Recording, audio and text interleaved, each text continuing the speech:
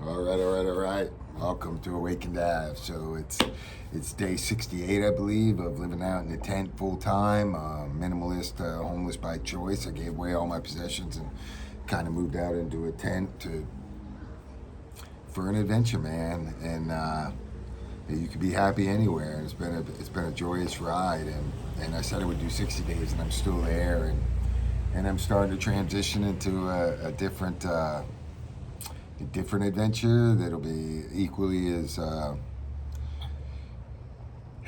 challenging for me, and then I'll share that journey with you guys as I formulate the plan a little more. So today I want to talk about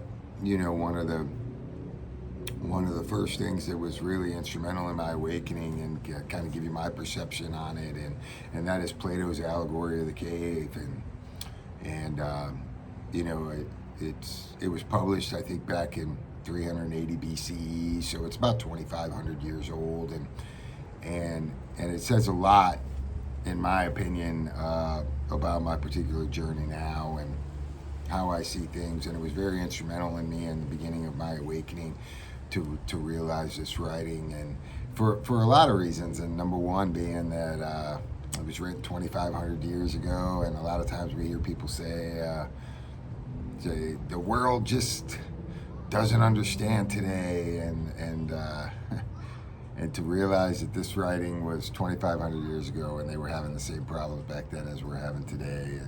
And there's a lot of videos out there on the allegory of the cave, and how it relates to different.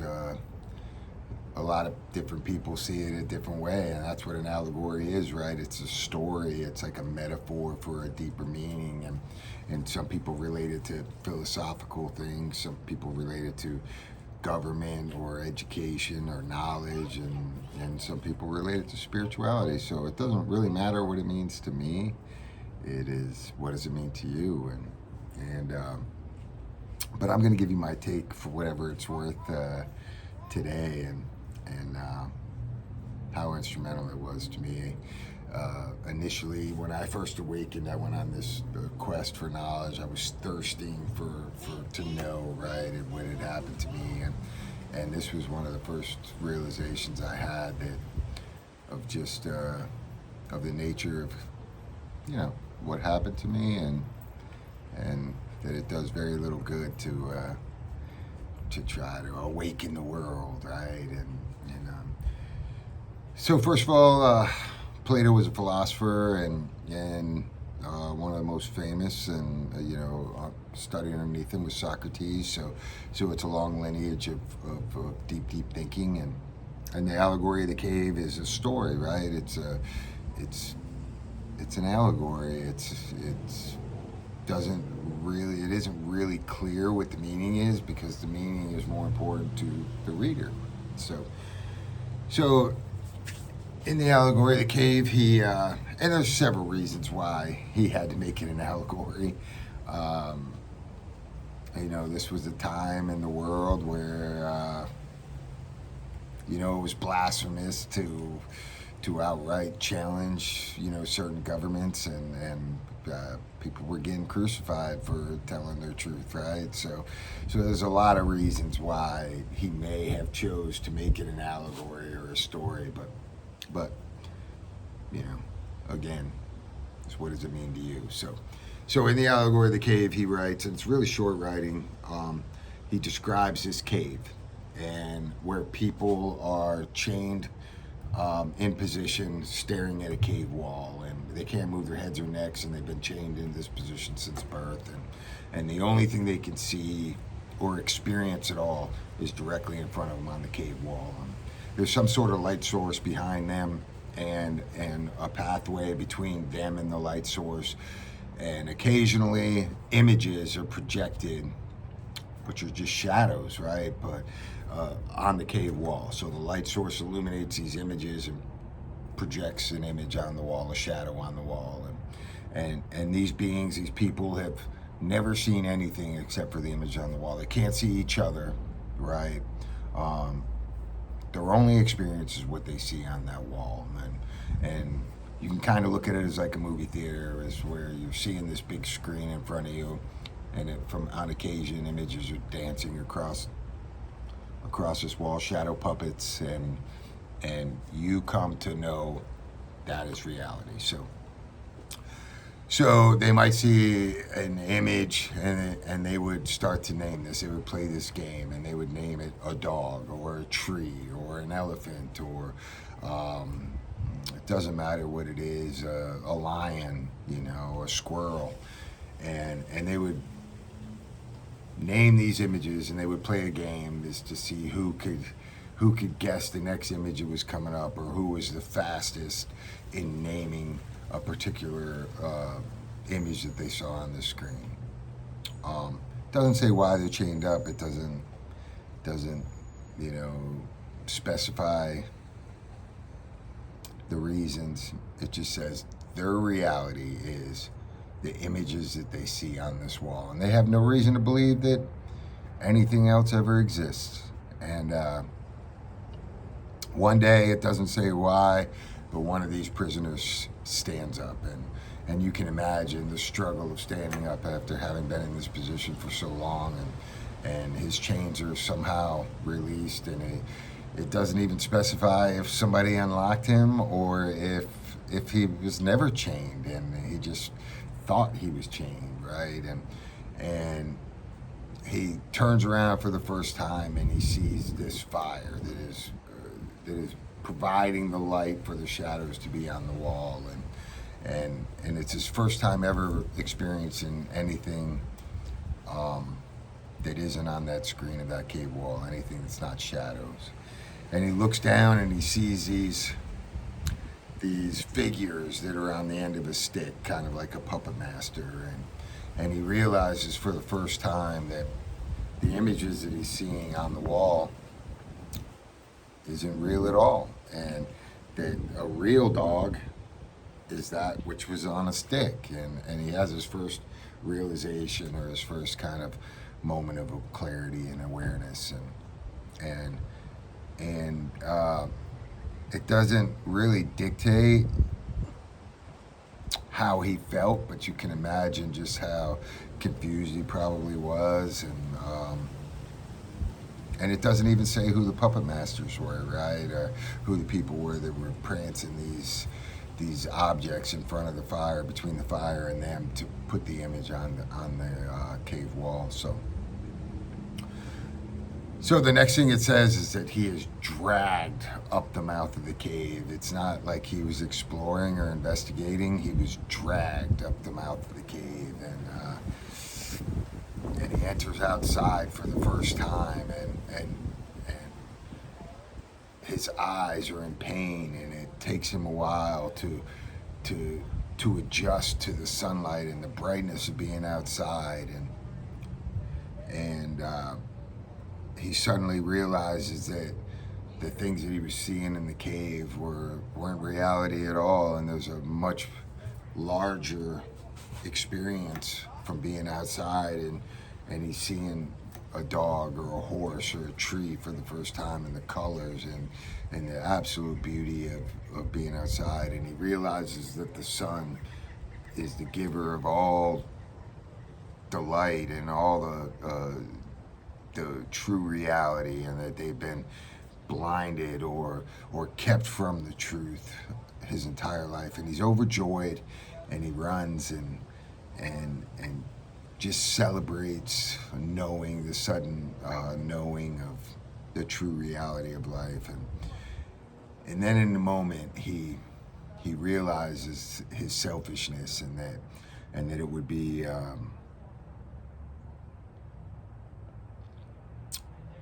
downright deceitful of him to not go back down and free the other prisoners and tell them the truth, and that everything that they are seeing is just isn't real at all. It's an illusion. And he decides to go back down in the cave after some time, and as he's progressing down back into the cave, the light is playing, the darkness is playing tricks on his eyes again, and how we get adjusted to coming from light to absolute darkness, and he's having trouble seeing trouble maneuvering through the untruths of life, through the darkness of the cave. And he gets back down there and he shares with his brethren, you know, like that none of this is real, and that true reality is more beautiful than he could ever explain verbally. And they laugh at him, and they call him a liar, and nobody believes him. So they challenge him. If he's so all-knowing, they challenge him to a game of name the objects on the wall. And as I just said, he's having difficulty experiencing the darkness, adjusting back to the darkness from the light. And as images or shadows are dancing across the cave wall, he does miserably. And the leaders were able to name the objects faster and quicker, and he did really, really poorly. And he's belittled and made fun of, and actually they go as far as to say that if anybody ever comes down here again and tries to tell us that what we experience isn't real, we will kill him. And it's real powerful because it's like, first of all, there's a lot of you know, hidden meanings in there for me. And number one is who chained him up, and the allegory lends itself to me that we were never truly imprisoned, and we have the ability to realize the truth by investigating, right? By standing up, by unlocking our own chains. And nobody has kept me hidden there or trapped there except for myself, and that you have the power the entire time. But I also realize that it's through pain and having been dragged towards this awareness, towards this knowing. It wasn't a blissful experience for me. It was kicking and screaming the entire way, and sometimes it still is. It's like wanting to hang on and cling to my identity and who I think I am, and who I thought I was, and my position with my peers. And it's a lonely, lonely, lonely road. And as I said before, it doesn't kind of specify who the puppet masters are, but you can determine yourself who the puppet masters are. Is it the government? Is it our teachers? Is it our parents? Is it our spiritual leaders? Is it our media, right? Is it, you know, the bombardment of media telling us what to believe and what to think, and how we just drink it up and settle in and don't challenge anything that we're told.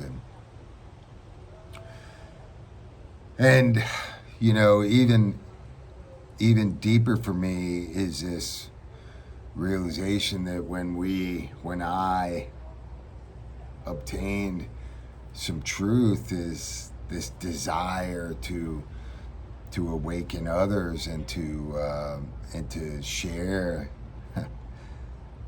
you know, the truth and these realizations with other people, and the sudden knowing that most people don't want to know the truth, and most people don't want the reality changed, and ignorance is bliss, right? And even as far as to say that it's dangerous if everybody suddenly became aware or awakened, and you know, as society as a whole, society has to be led. Society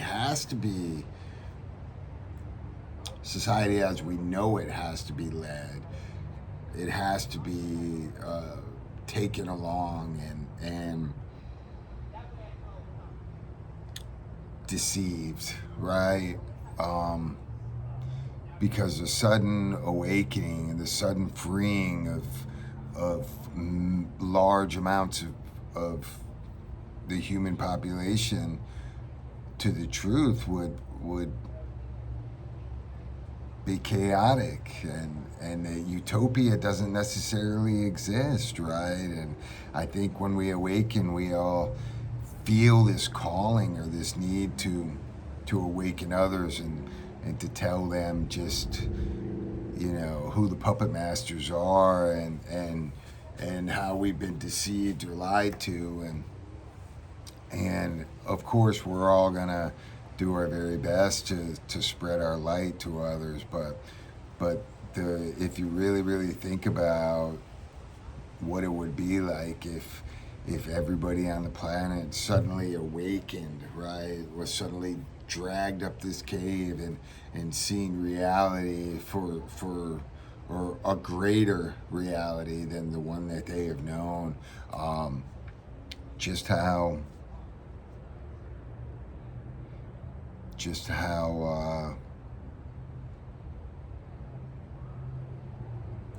altering this experience would be. If suddenly everybody decided to move out into a tent and didn't go to work, and if suddenly everybody walked away from everything that they had ever known, and it would be chaotic, right? And we only get to see things from our perspective, right? We only get to see things from one angle, and the real reality, the real knowing, has a much bigger picture, and everything is perfectly in balance, and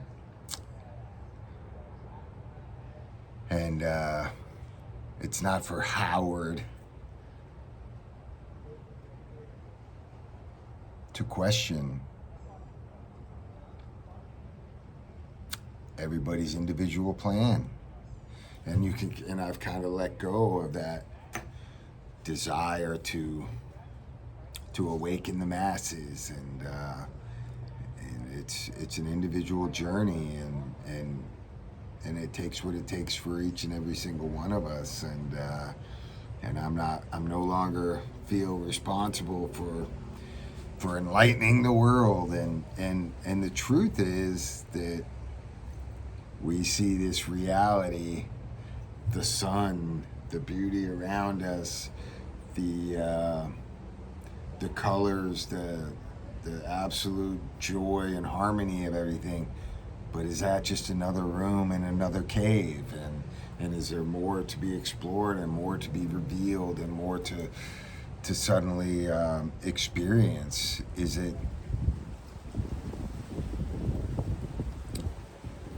this the end of our realizations, or is there more to come in the journey within?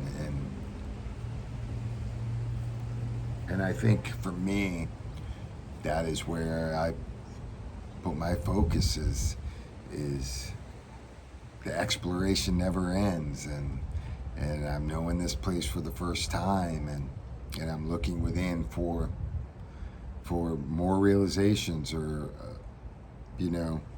I realize that the reality that I see today is no different than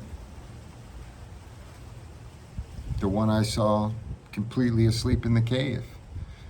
I have more experience, I have more joy in my life, I have more serenity and peace, but I'm under no delusion that what I'm seeing right now is just another illusion, and that the real reality is nothingness. It's stillness. It's no resistance. It's everything and nothing all at the same time. And that my true nature is that of what is, and not of what others perceive, or even what I perceive with these senses. It's beyond hearing. It's beyond seeing with these eyes. It's beyond feeling It's beyond tasting. It's beyond intellectual knowledge. It is just beingness, and as much as I can tell that to other people or try to communicate to other people, I get the same experience as our lead character in Allegory of the Cave, is that I'm crazy or I'm delusional or that I'm wrong, and that's okay today. It is. I no longer try to force my awakening onto others. I am exactly what others were to me, a signpost pointing me back to myself, and the real realization can't be told to you. It has to be experienced from within, and so the Allegory of the Cave, to me, has a lot of significance in my awakening, because it details my journey beautifully, and a sudden knowing that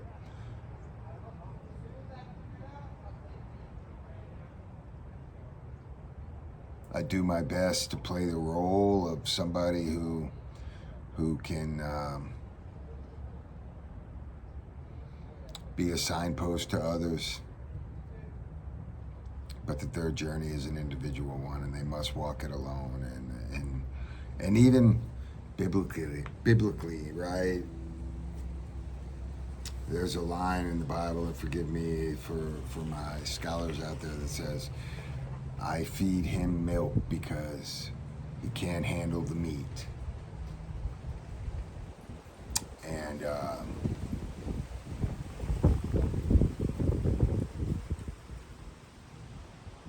what that means to me is that we can't handle the truth right now. We are spoon-fed the truth based on our current state of awareness, and